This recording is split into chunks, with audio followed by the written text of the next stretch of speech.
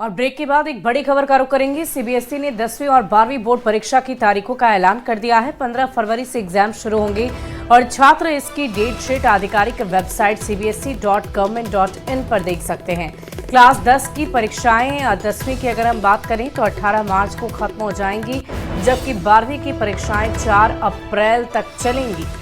तो सीबीएसई के जो भी परीक्षार्थी हैं, जो 10वीं और 12वीं के छात्र हैं, वो अपनी परीक्षा का शेड्यूल देख सकते हैं cbse.government.in वेबसाइट पर जाकर।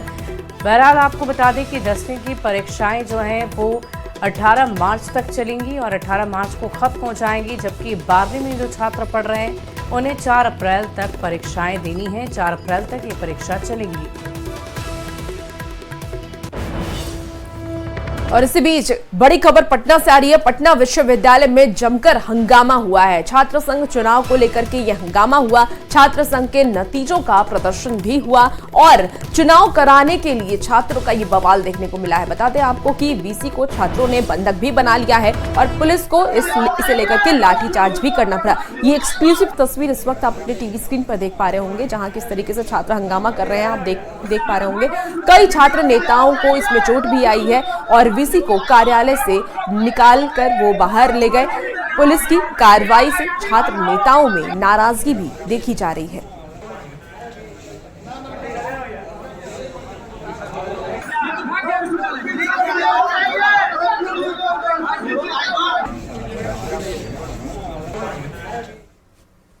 और इधर मुजफ्फरपुर में डॉक्टर की बड़ी लापरवाही का मामला सामने आया। सदर अस्पताल में पेट दर्द का इलाज कराने पहुंची 12 साल की बच्ची का डॉक्टर ने अपेंडिक्स का ऑपरेशन कर दिया। ऑपरेशन के बाद डॉक्टर को पता चला कि बच्ची को अपेंडिक्स है ही नहीं। पीड़िता के परिजनों ने डॉक्टर के खिलाफ लापरवाही के आरोप लगाते हुए विभागीय अधिकारियों से शिकायत की है। उनका आरोप है कि ऑपरेशन के बाद बच्ची 1.5 घंटे तक बेहोश रही और उसके बाद उसे सर्जरी वार्ड में शिफ्ट कर दिया गया। जानकारी मिलने पर डीएम ने पीड़ित के परिजनों से मुलाकात की और अधिकारियों ने इस पूरे मामले की जांच के आदेश दिए। जो अल्ट्रासाउंड सदर अस्पताल के हम लोग ही कराए थे, तो रिपोर्ट में अपेंडिक्स बताया गया। तो डॉक्टर साहब 10 दिन के दवा दिए थे, बोले थे छठ के बाद आने के लिए। छठ के बाद हम लोग एक बार और आए तो एक जाँच उच के उसने सोमवार के समय दिए थे, तो हम लोग यहाँ पर भर्ती किए। तो कल ऑपरेशन हुआ इसको। तो ऑपरेशन हुआ तो ऑपरेशन में बहुत समय लगा, 2-2.5 घंटा हुआ। तब हमने पूछा जो क्या बात है, तो बोले जो अपेंडिक्स है ही नहीं, उनकी तो पेट क्यों चीर दिए। तो मैंने तो जांच के आधार पर मैंने उसका ऑपरेशन कर दिए। बच्ची का पेट में दर्द था, जिसके चलते जो है अपेंडिक्स का ऑपरेशन कराया गया है। उसका अल्ट्रासाउंड रिपोर्ट में आया था, दर्द का था और डॉक्टर के द्वारा जो है अपेंडिक्स का ऑपरेशन कराया गया है।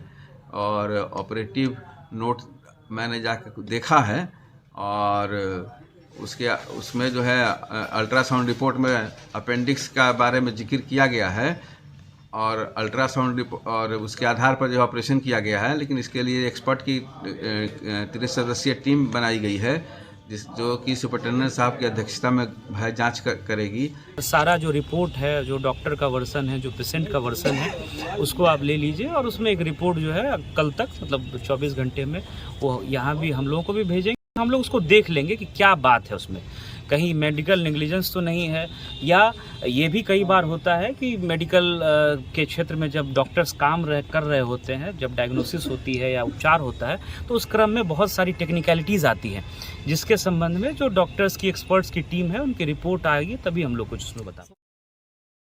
खबर दरभंगा से है। दरभंगा के डीएमसीएच में गर्भवती महिला के ऑपरेशन के दौरान पेट में मेडिकल का कपड़ा छोड़ दिया गया, जिसके बाद से प्रशासन लगातार एक्शन में है। दरभंगा के प्रमंडलीय आयुक्त मनीष कुमार ने डीएमसीएच के सभी विभागों का निरीक्षण किया और इसके बाद डीएमसीएच में हड़कंप मच गया। आयुक्त ने अस्पताल में डॉक्टर, नर्स, कर्मचारियों की हाजिरी जांची, दवा के भंडारण और पैथोलॉजी विभाग की भी जांच की है। आपको बता दें कि आयुक्त ने तैनात कर्मचारियों और डॉक्टरों के तीनों शिफ्ट के रोस्टर जांचे हैं और इस रिपोर्ट को भेजने का भी निर्देश दिया है।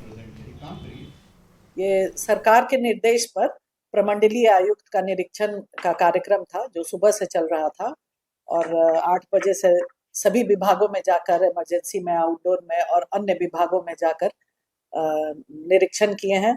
कुछ पॉइंट्स पर उनका निरीक्षण हुआ है, जिसमें चिकित्सकों का और अन्य कर्मियों का, पैरामेडिकल्स का उपस्थिति की जांच की गई है। और ओपीडी आईपीडी में जो उपस्थित मरीज हैं और उनसे भी उन लोग शायद बात किए होंगे, उसका विवरणी और किन किन लोगों का क्या क्या जांच हुआ है उसकी विवरणी दी गई। सरकार के निर्देश पर प्रमंडलीय आयुक्त डीएमसीएच मुआयना करने के लिए पहुंच गए। 8 बजे वे यहाँ पहुंच गए थे, पहले इमरजेंसी पहुंचे। उनके साथ उनके कर्मी भी मौजूद थे और हम लोग कॉलेज के तरफ से हमारे विभागाध्यक्ष, अधीक्षक और मैं खुद भी मौजूद था और उन्होंने पूरा डॉक्टरों की उपस्थिति देखी। जो बायोमेट्रिक से अटेंडेंस बनता है उसका प्रिंट निकाल दो, और हमने स्टाफ से निर्देश दिया कि इनको प्रिंट निकाल करके दे दिया जाए। बिहार में डांसर के ठुमकों को देखने के लिए जबरदस्त दीवानगी है। हम आपको दिखाने जा रहे हैं मोतिहारी और सहरसा की तस्वीरें। मोतिहारी में एक युवक ने डांसर के हाथ में हथियार देकर उसके साथ जमकर ठुमके लगाए, तो सहरसा में एक चौकीदार ने तो हद ही कर दी।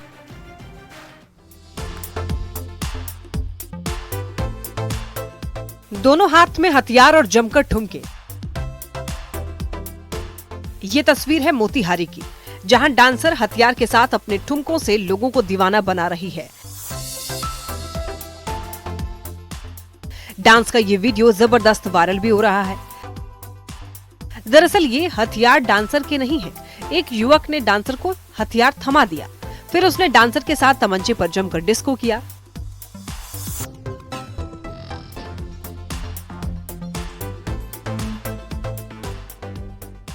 आप तस्वीरों में देखिए कैसे डांसर दोनों हाथ में देसी कट्टा लेकर लहराकर डांस कर रही है। डांसर की दिलफेक अदाओं से लोग जमकर झूम रहे हैं। साथ में वो युवक भी डांसर का हाथ थामे जोरदार तरीके से नाच रहा है, लेकिन युवक को तमंचे के साथ डांसर के साथ डिस्को करना महंगा पड़ गया।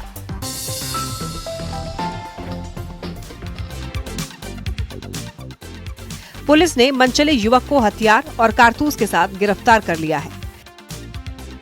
टीम द्वारा आवश्यक कार्रवाई करते हुए त्वरित रूप से नंदन कुमार को एक हथियार, देसी कट्टा और एक गोली के साथ अरेस्ट कर लिया गया। नंदन कुमार जो है पूर्व में भी नौतन थाना कांड संख्या 360/22 शराब के केस में जेल जा चुका है। ये दूसरी तस्वीर है सहरसा की, जहां पर कार्तिक पूर्णिमा के मौके पर चौकीदार का डांसर के साथ ठुमके लगाते हुए वीडियो वायरल हुआ और वीडियो में महिषी थाना का चौकीदार पुलिस की वर्दी में डांसर्स के साथ में जमकर नाच रहा है।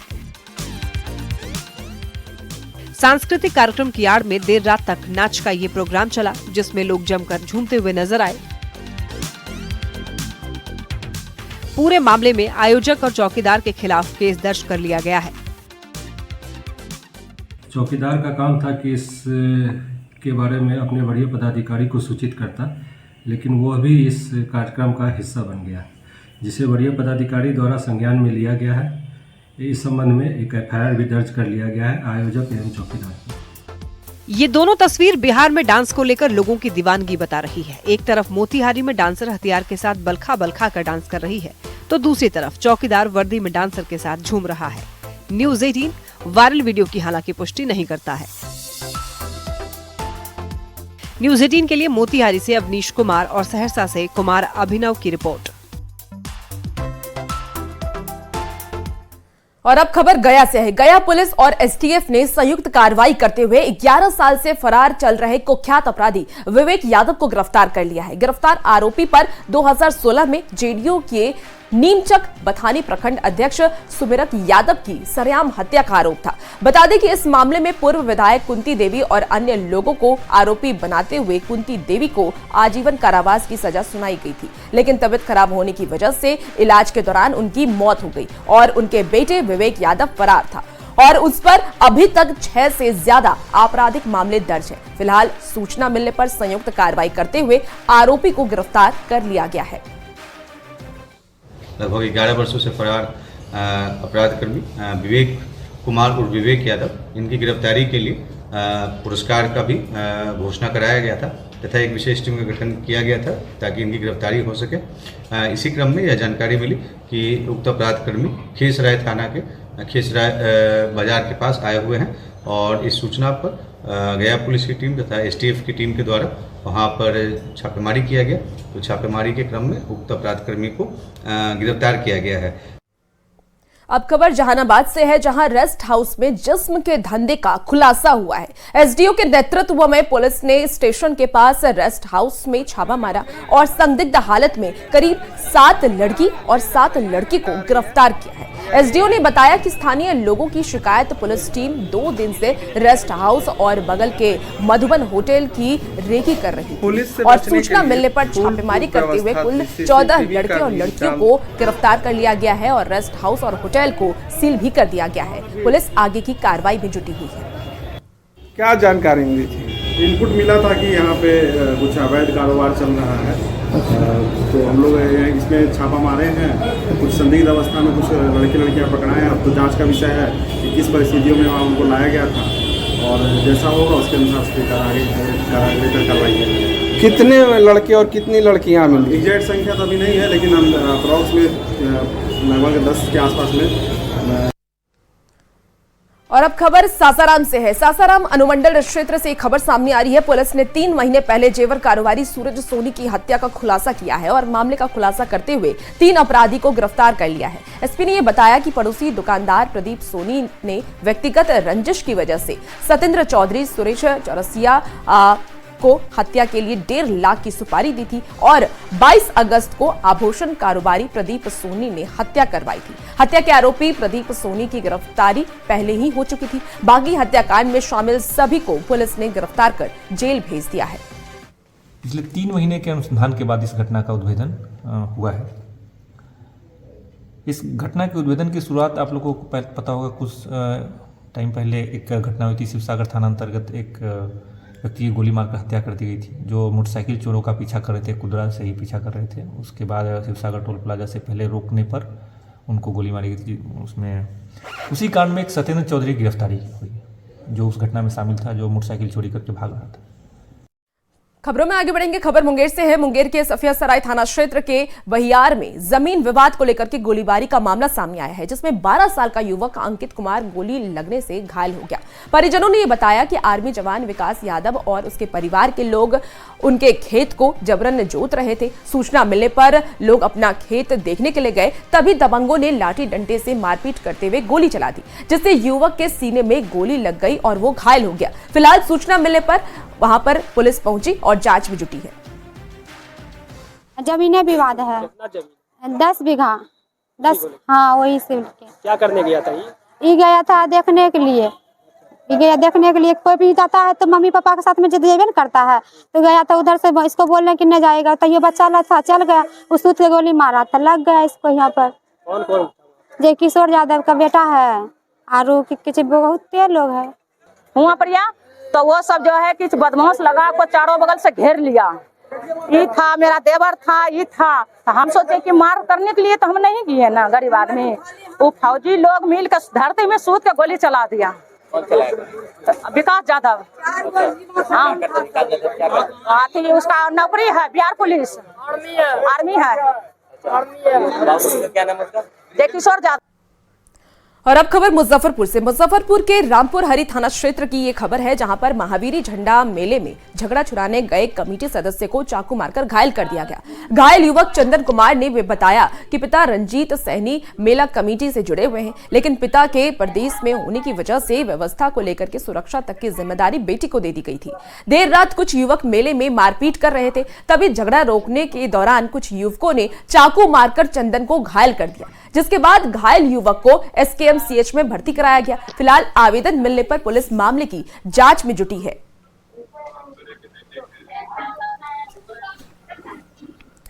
और इसी बीच बड़ी खबर पटना से आ रही है, जहां खाजा दुकान में आग लग गई है। आग में दुकानदार की मौत हो गई। गैस सिलेंडर ब्लास्ट के दौरान ये मौत हुई है। बता दें आपको कि दुकान का एक कर्मचारी घायल भी हो गया है। शास्त्री नगर के पटेल नगर की ये घटना बताई जा रही है। तो बड़ी खबर आपको पटना से बता रहे हैं, जहां खाजा की दुकान में आग लग गई और आग लगने से दुकानदार की मौत हो गई है। वजह बताया जा रहा है कि गैस सिलेंडर ब्लास्ट हुआ और जिस वजह से ये आग लगी और उसमें दुकानदार की मौत हो गई है। ज्यादा जानकारी के लिए पटना संवाददाता अमित कुमार इस वक्त हमारे साथ फोन लाइन पर जुड़ चुके हैं। अमित, क्या कुछ अपडेट है फिलहाल इस पूरे मामले में? देखिए, इस मामले में जो अपडेट है वो बेहद दुखद है। बंदा जो है उनकी मौत हो गई है। चूंकि जब घटनास्थल पर हम गए थे तो वहां हमने देखा और जो लोगों ने भी बताया है कि जो गैस सिलेंडर ब्लास्ट हुआ था तो उसमें दुकानदार की दुकान में मौजूद थे, तो ब्लास्ट होने के कारण वो दुकान से 30 फीट दूर फेंका गए थे और जाकर के दीवार से वो टकराए और वहीं वो गंभीर रूप से घायल हुए।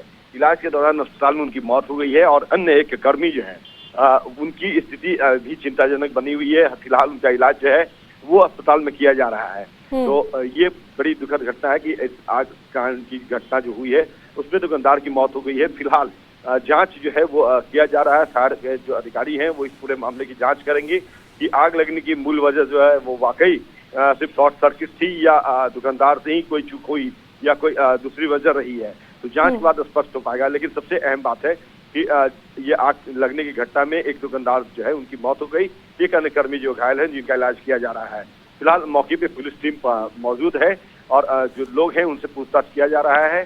चूंकि इस घटना में दुकान में जो सीसीटीवी कैमरा लगे थे वो भी पूरी तरह से जल करके कह सकते हैं कि राख हो चुका है। दुकान की स्थिति जो है वो बेहद बुरी है। 3 गैस सिलेंडर ब्लास्ट हुआ। अभी भी 2 गैस सिलेंडर जो है वो मौके पे पड़े हैं, वो ब्लास्ट नहीं हुए, लेकिन 3 जो गैस सिलेंडर एक एक करके ब्लास्ट हुआ तो बड़ा धमाका था और इसी धमाके के कारण अमित, क्या परिजनों से बातचीत हुई है पुलिस की? क्या कोई जानकारी की, क्या कोई ये रंजिश की वजह से हुआ है या फिर सच में सिलेंडर ब्लास्ट की वजह थी?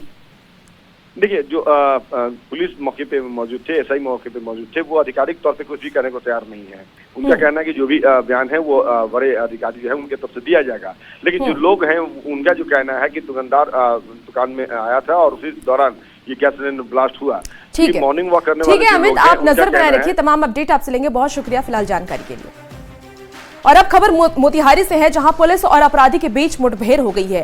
पिछले दिनों एक निजी बैंक के कर्मचारी की लूटपाट के दौरान गोली मारकर हत्या कर दी गई थी, जिसके बाद अपराधी समीर सिंह फरार चल रहा था। अपराधी के पकड़ने के बाद पुलिस क्राइम सीन रिक्रिएट करने जब मौके पर पहुंची तब अपराधी ने पुलिस पर ही गोली चला दी। जवाबी कार्रवाई में अपराधी के पैर में पुलिस की गोली लग गई है, जिसके बाद अपराधी का सदर अस्पताल में इलाज कराया जा रहा है। बता दें आपको कि आरोपी पर पहले से 14 मामले दर्ज हैं। शार्प शूटर के पास से जो मृतक की बाइक थी, जो लूटी गई बाइक थी, उसको बरामद किया गया है। गिरफ्तार अभियुक्त से गहन पूछताछ की गई और पूछताछ के क्रम में इसने बताया कि लूट के विरोध करने पर इसने गोली चला दी थी। और इस घटना में और भी 2 अभियुक्त शामिल हैं, जिनकी गिरफ्तारी के लिए जो है एसआईटी लगातार छापेमारी कर रही है। जो गिरफ्तार अभियुक्त समीर सिंह ये थाना संग्रामपुर मोतिहारी जिला का रहने वाला है और इस पर दर्जनों लूट के केस दर्ज हैं। अब खबर वैशाली से है, जहां हाजीपुर मुजफ्फरपुर NH 22 के सर्विस लेन को अतिक्रमण मुक्त कराया जा रहा है। भगवानपुर सीओ बुलडोजर लेकर मौके पर पहुंचे और दर्जनों दुकानों को ध्वस्त कर दिया। हालांकि बिना पहले की जानकारी के पहुंचे प्रशासन की टीम का दुकानदारों ने जमकर विरोध भी किया, लेकिन बाद में सीओ ने कोर्ट के आदेश का हवाला देकर अतिक्रमण को हटाया। देर रात की गई कार्रवाई पर कई सवाल भी अब खड़े हो रहे हैं। बताया जा रहा है कि जबरन बुलडोजर चलाए जाने के विरोध में व्यवसायियों ने जब विरोध किया और वीडियो बनाने लगे, इस पर सीओ अंशु कुमार भड़क गए।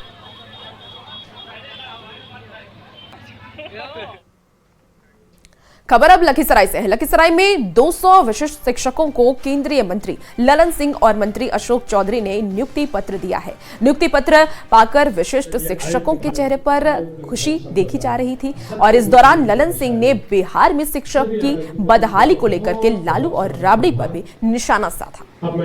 कि बिहार कभी विकसित होगा, बिहार में कभी विकास होगा, क्योंकि जिसका राज था 15 साल तक पति पत्नी का, उन्होंने बिहार को बदहाल स्थिति में पहुंचा दिया।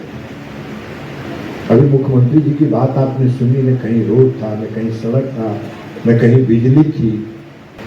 आज पटना से लखीसराय पहुंचने में 3 घंटा में, लोग 2.5 घंटा में पटना से लखीसराय पहुंच जाते। ये परिवर्तन हुआ और इतनी शर्म लगती थी कि इस प्रदेश को स्त्रीहीन भावना से देखा जाता था। जिसके पास सम्राट अशोक जैसा, जो अफगानिस्तान से लेके बांग्लादेश तक जिसने राज करने का काम किया, वो इसी बिहार का था। आज भी इस देश में कोई भी IAS हो, IPS हो, चाहे इंजीनियर, डॉक्टर हो, सबसे ज्यादा बिहार का है। फिर भी हमारा प्रदेश हीन भावना से देखा जाता है। फिलहाल इस बुलेटिन में इतना ही। खबरों का सिलसिला न्यूज 18 बिहार झारखंड पर जारी है।